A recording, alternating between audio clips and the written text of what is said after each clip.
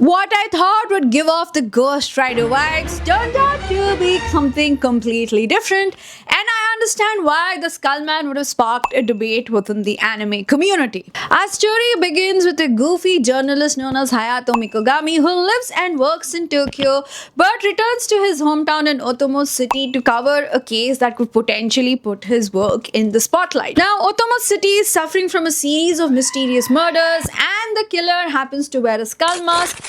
But unfortunately, not everybody has spotted the Skullman, and needless to say, Hayato has a lot of investigation to do. Hayato is joined by Kiriko Mamiya, who happens to be a photographer and someone who wants to win an award for her photography.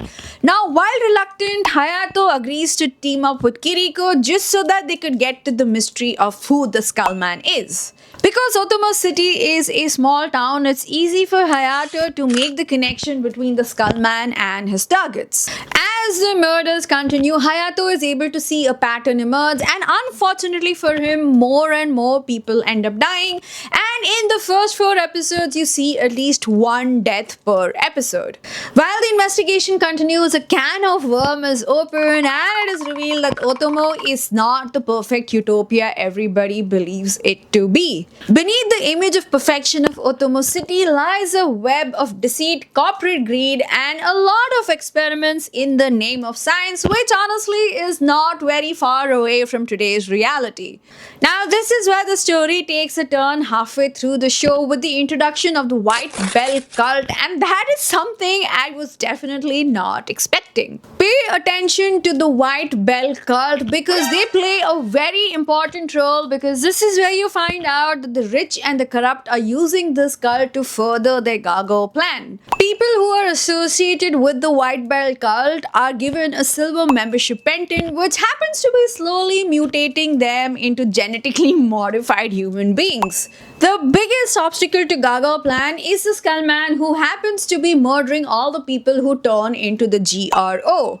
Here are some things that stood out for me in the anime The Skullman. Firstly, the use of Macbeth quotes as the Skullman is executing his targets, which I found a pretty interesting touch to an already very eerie atmosphere. The visual style of the anime also is a highlight for me because it evokes a sense of nostalgia, and the art definitely impacts the overall atmosphere of the show. Wanting to know the identity of the Skullman and where the plot was going were 2 things that definitely kept me locked in with the show. The themes of the show include corruption and also a darker side to the human nature, because this show doesn't categorize people as good or evil. Rather, this show talks about them operating in a morally gray area, making morally very complex choices. There are some things that I think the Skullman could have done slightly better, because it is not as straightforward as it seems, and I say this because the narrative gets very confusing, and in case you're not paying attention to the series of events, it's pretty easy to get disinterested and lost in the anime. While I certainly enjoyed the visual appeal of Skullman because I like the early 2000 animation, if you're somebody who doesn't like that sort of animation, the visual art may lose its appeal to you. This is also not an anime that you can play in the background because of how confusing the storytelling gets, because there's a lot of plots and then subplots and then multiple characters are introduced all the time. So in case you're not paying attention to what is happening, it is going to get confusing. The pacing of the show is also not consistent, where some episodes move too quickly but some episodes disrupt the narrative, making you wonder which scenes demand more attention. In conclusion, while I did enjoy Macbeth being quoted in The Skullman, this show definitely demands a lot of your attention and a lot of your patience, and is not suitable for individuals who like straightforward answers. What starts off as a fairly common theme of murders being committed by a mysterious individual ends up as a theme that needs more time to brew and ferment.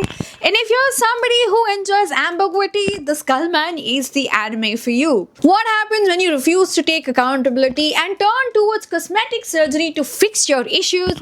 I talk about beauty water and the horrors that the plastic surgery has on your body and your mind. Go check that out. And if you like the spooky supernatural elements, there's a playlist up here. Go check that out as well. Until next time.